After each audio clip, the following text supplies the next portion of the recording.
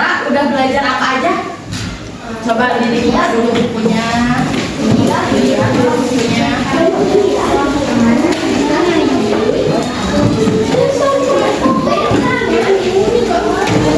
Nih, yang kemarin ngumpulin siapa aja?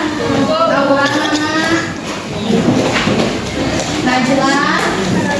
Sekarang kita lakukan dulu pelajaran mengenai ide pokok dan ide pendukung pada teks. Coba ditulis dulu ya.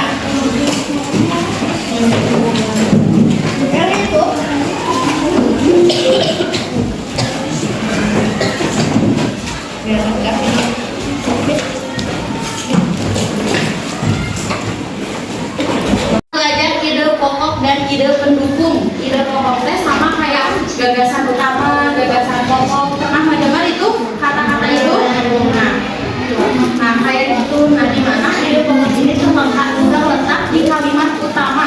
Misalkan ada cerita tentang Malin Kundang yang kemarin. Nah kalau dibentukkan kepada kalimat, pasti di awal kalimat teh Malin Kundang sebagai awal. Nah itu kan ide pokok utama dalam cerita tersebut. Nah nanti dijelasin Malin Kundang seperti apanya teh menggunakan ide pendukung.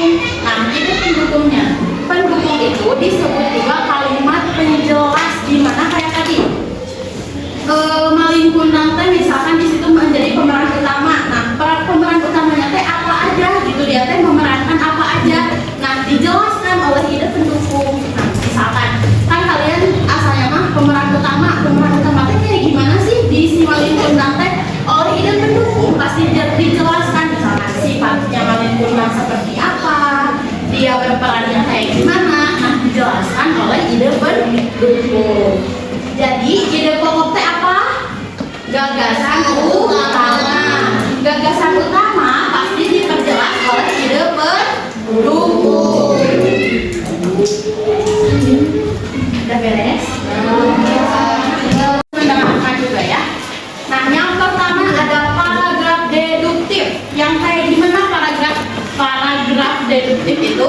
Paragraf deduktif itu paragraf yang kalimat utamanya terletak pada awal paragraf. Pada awal paragraf pasti kalau misalkan udah ketemu nih ide pokoknya, berarti itu namanya paragraf deduktif.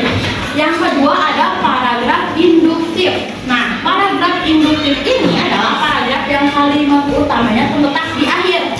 Misalkan kayak di awalnya kan pasti banyak ide pokok, ide pendukung terlebih dahulu sebelum ide pokoknya. Nah pas di akhirnya mungkin seperti kesimpulan dari seluruh ide pendukung yang di atas. Jadi kalian bakal mengetahui ide pokok dari semua teks cerita yang kalian baca di akhir. Kalau paragraf induktif mas seperti kesimpulan. Yang ketiga yaitu paragraf campuran. Paragraf campuran ini adalah paragraf yang kalimat utamanya di awal paragraf ada, di akhir paragraf juga ada. Jadi di awal ada, di akhir ada, disebut dengan paragraf campuran. Ngerti? Ditulis ya. Kesimpulan. Nah nomor 3 ada ide pokok memiliki penjelasan yang mendukung atau menjelaskan kalimat utama. Yang terakhir, ide pokok terletak di awal, akhir, atau awal dan akhir pada paragraf. Kayak tadi paragraf campuran. Kemudian adalah langkah menentukan ide pokok. Yang pertama, membaca keseluruhan paragraf dengan cermat dan teliti. Jadi sebelum kalian menentukan ide pokok, berarti harus membaca dulu. Kalau misalkan cerita, harus membaca cerita dari awal sampai akhir terlebih dahulu. Kayak dibaca dulu, setelah itu teh kayak kalian teh mencermati dari awal sampai akhir yang mana nih ide pokoknya. Pasti kan kayak tadi paragraf ada 3 jenis paragraf, kan bisa jadi paragrafnya ada di awal, paragrafnya ada di akhir, ataupun di awal dan di akhir. Yang ketiga, setelah menemukan letak utama ide pokok utamanya di mana, nah tandai ide pokoknya di yang mana, apakah awal atau akhir. Nah, ada juga ciri-ciri ide pendukung. Yang pertama, menjelaskan ide pokok, memberikan detail, contoh, atau bukti yang memperkuat ide pokok. Harus beres hari ini, kata Bu Sandra kayak gitu. Boleh kelompoknya mau sama